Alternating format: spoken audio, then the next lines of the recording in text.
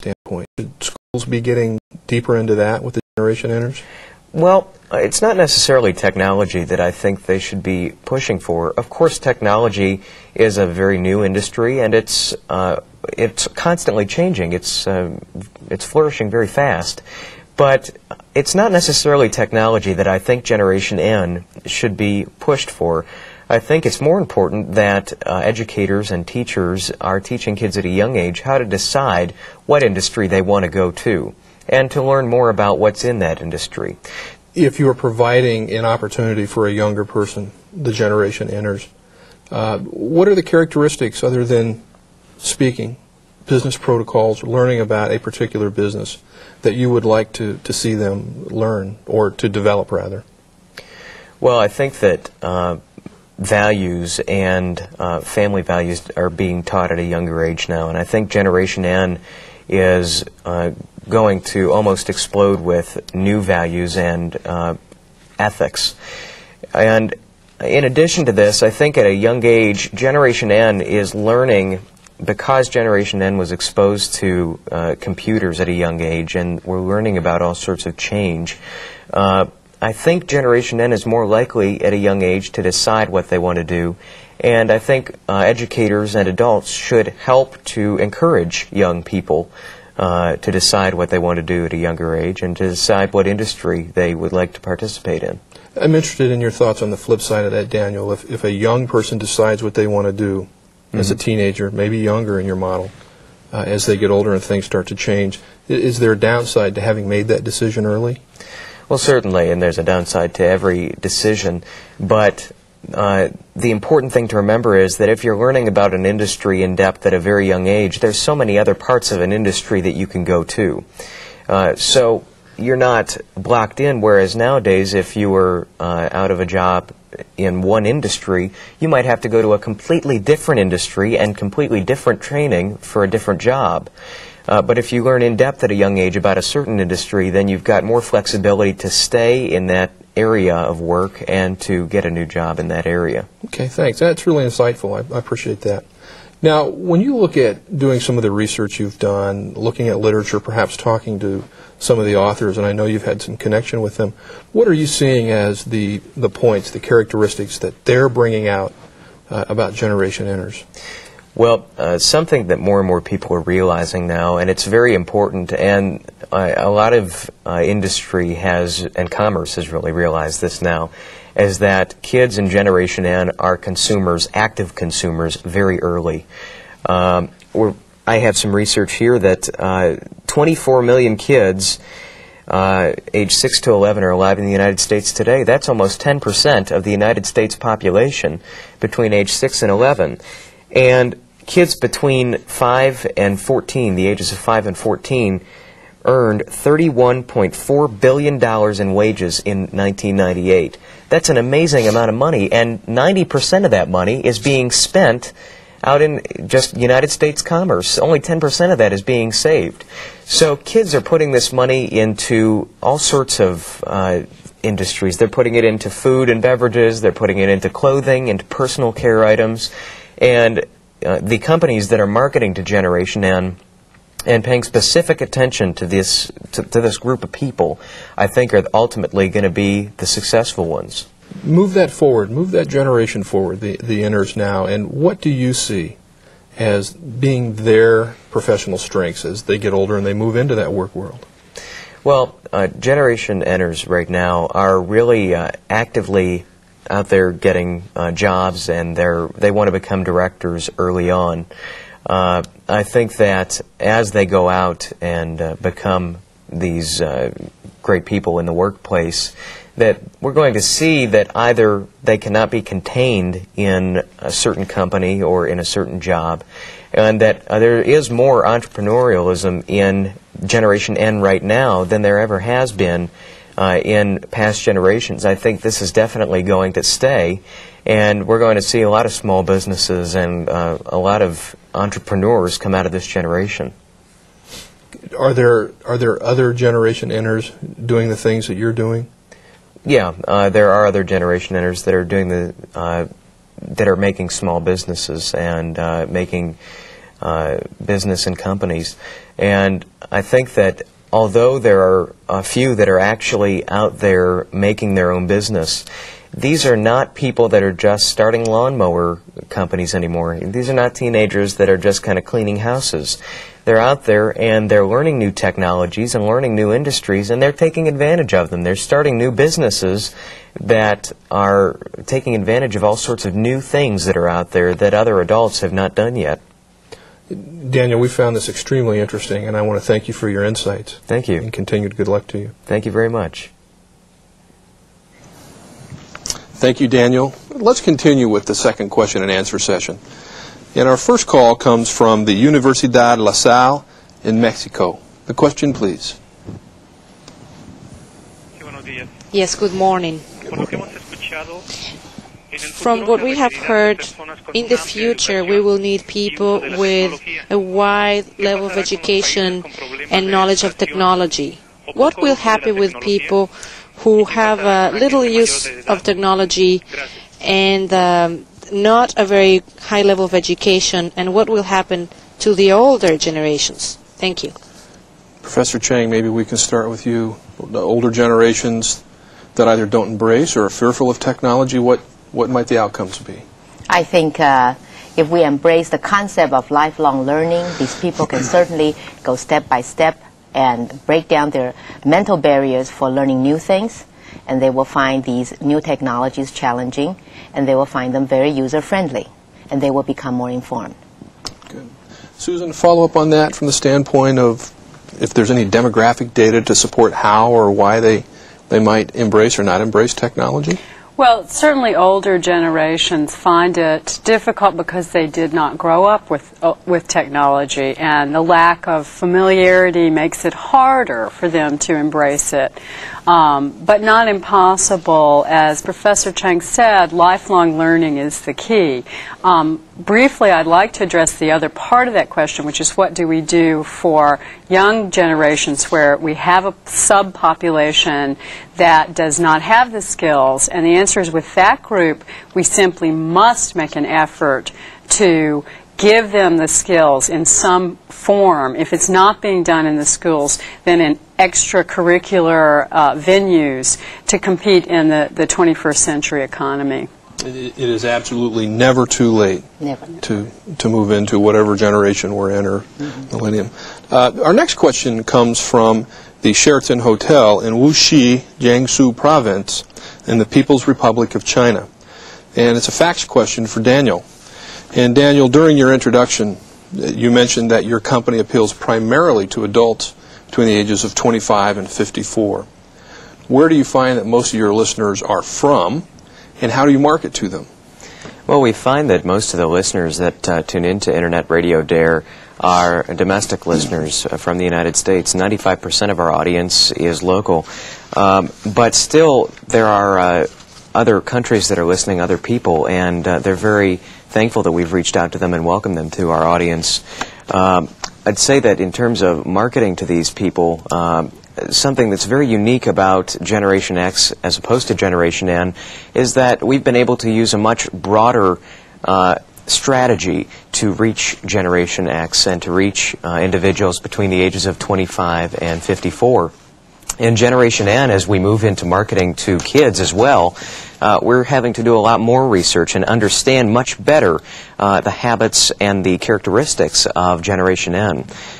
So that's a very interesting question. Thank you. Thank you for that response. Our next question comes from the Dominican Republic at the Centro de Gestión de Investigación in Santo Domingo. And the question, please. What will be the impact of Generation N in the design of national policies from the different countries and the global strategies that will be designed by the economic blocs? That's a deep question, and one that has two or three different elements, and so I'd like to start with Susan with that, how Generation N will influence policy development. Well, I think probably it's not just Generation N alone that's significant. It's the fact that in most countries of the world, and eventually all countries, large Generation N exists in an aging population. And it, in some measure, will be the tension between the needs of older and younger groups within populations that will have to be addressed by society and government. The needs are not always the same by any means, and so I think their impact will be to draw attention away in some measure from the needs of older groups, but at the same time we will have to address the needs of older generations. So it will be difficult. Very good. Thank you. That was an excellent question. We'd like to move now into a question from the Centro Universitario de Tijuana from Baja California. And your question, please. Good morning. What is the trend of Generation N to develop behavior patterns that are less adaptive since they are immersed in a society which is more and more mechanized, where the direct and personal contact is less necessary, or because of technological development, it seems less probable? Thank you. I heard two different aspects of that question. That as we move forward into Generation N with its technical development, that people may be moving away from personal contact, and what's the impact? Professor Cheng, perhaps you could address that for us. I think if you look at air travel, people are making more contacts by traveling across the globe. You're seeing multinational companies sending people all over the world to the farthest reach of humankind. So human contact is not reduced. Actually, I think because of travel, human contact is increased. But it is increased in different kinds of dimensions. People from different linguistic and cultural backgrounds are now meeting. Yes, the Internet and the World Wide Web help people to reduce time and space in terms of their contact. But still, I believe human contact will continue to increase, not decrease.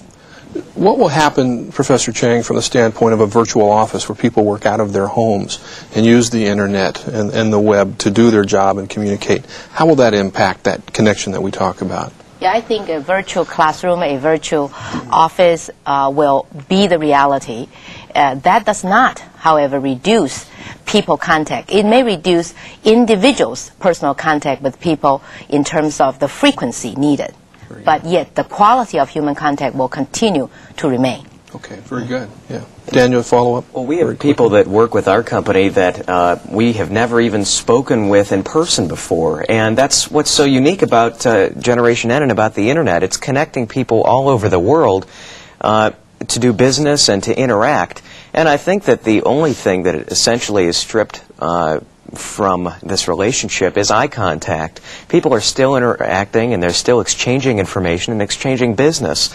They're not ceasing contact with each other. Excellent. And with some technological advancements, we're going to have that eye contact back, even with the use of computers and the Internet. Our next question comes to us from the Cerveceria Cuauhtémoc Moctezuma in Monterrey, Nuevo León. And if we could have the question, please. Yes, good morning.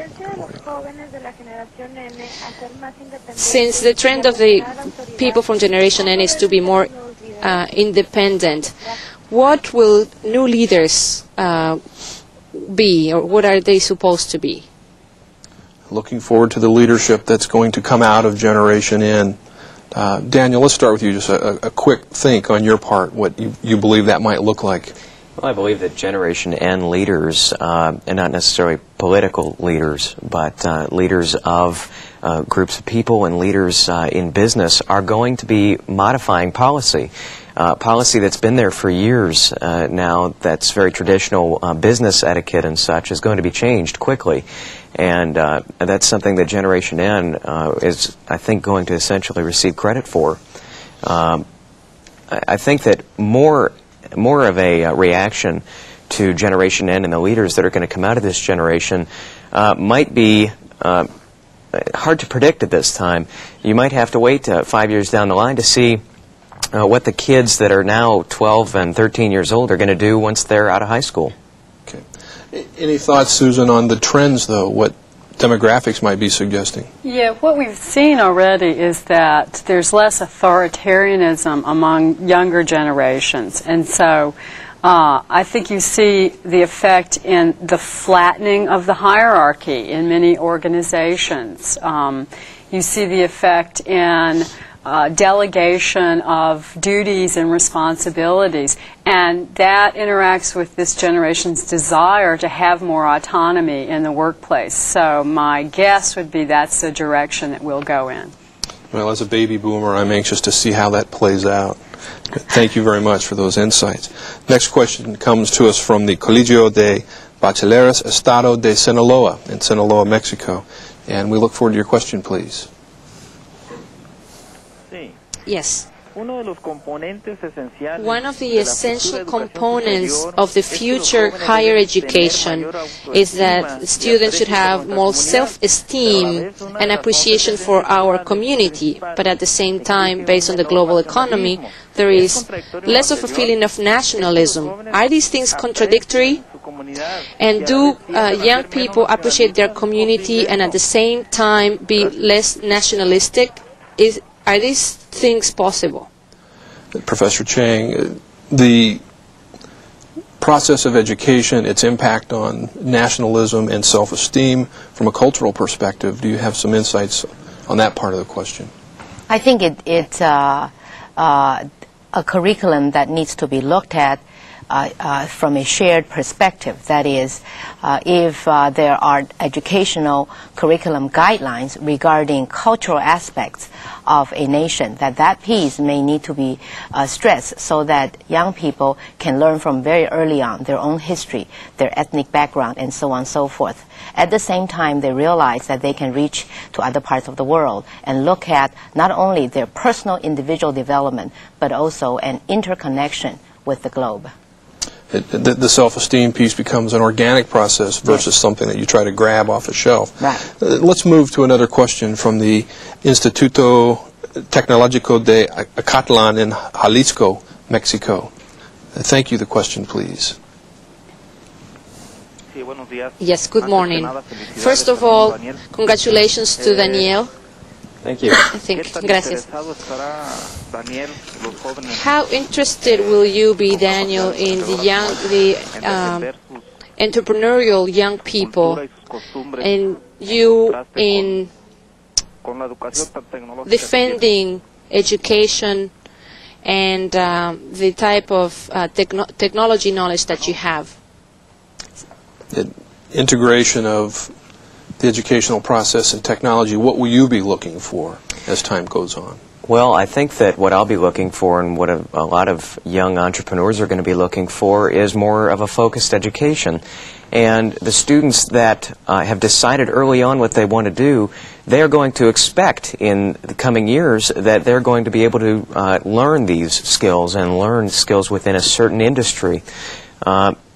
I think students and kids right now have somewhat of an opportunity to pursue what they want to and to learn new things, but they're not being encouraged as much to focus in on one particular subject or one particular area early on.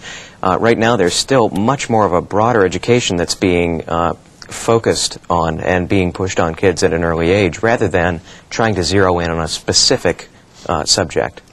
Susan, as a brief follow-up, any trending taking place from the educational perspective of the very focused education Daniel talks about versus kind of a macro view? Yes, I think some of it, of course, is parent-driven. I mean, to date, education is still very much controlled by the generation of parents, and they've increasingly been demanding more basic skills education for their children, and eventually I think you'll see more and more demand for the sort of specific skills that Daniel was talking about, the goal-oriented, listen to the children and let them tell you what it is they want and need approach. I think, ironically, as they get smarter and more advanced, we're increasingly going to have to turn to them to teach us how to do things. The question on how the inners will interact with the boomers is becoming clear. Yes. But let's move now to a question from the Instituto Politécnico Nacional Educación Continua in Mexico. The question, please. Good morning.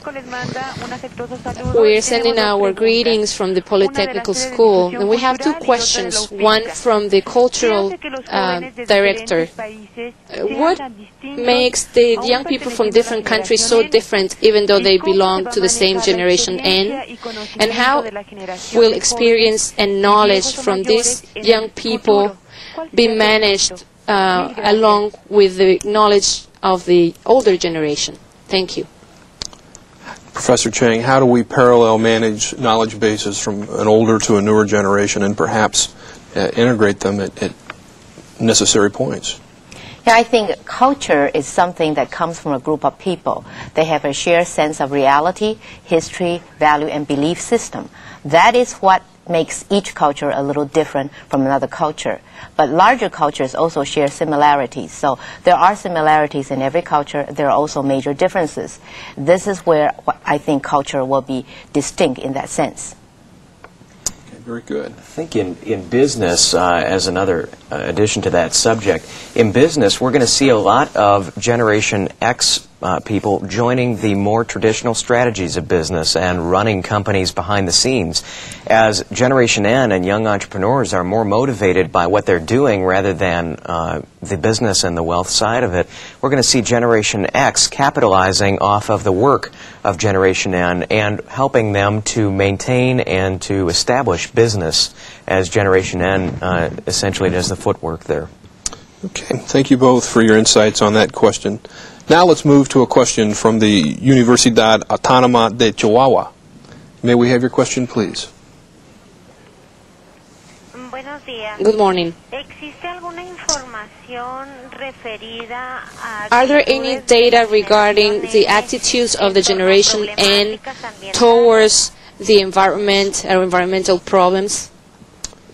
Susan, you're shaking your head. Perhaps Yes. you could take this one. Yes. Yes, there is, and I'm really glad you brought up the environment because this generation is very concerned about the environment, as is Generation X and in some measure baby boomers, but probably no generation has had more depth of environmental concern. And a lot of the data I've seen, certainly in the U.S., but also in Europe and many of the countries of South America, really worldwide, this is going to be one of the major issues for Generation N.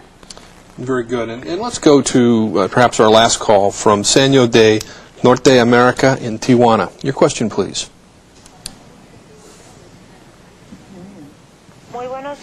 Good morning. This is our question. How can we apply the leadership to Generation N? Thank you. Current day leadership to Generation N. Professor Cheng, if you could, a brief answer on that. I think leadership is cultivated by making sure that they understand global trends and local needs, putting together the need for interconnectivity. That would be leadership. Okay. Daniel, a 5-second brief response on your part from the leadership? I'd say that Generation X is going to strongly influence Generation N in their leadership qualities, and that's one area where Generation N can't get this from technology. They're really going to need to learn this from the elders. Good. Excellent. And thank you all again for your responses and input. Thank you. Susan Mitchell, Professor Cheng, and Daniel Astandig.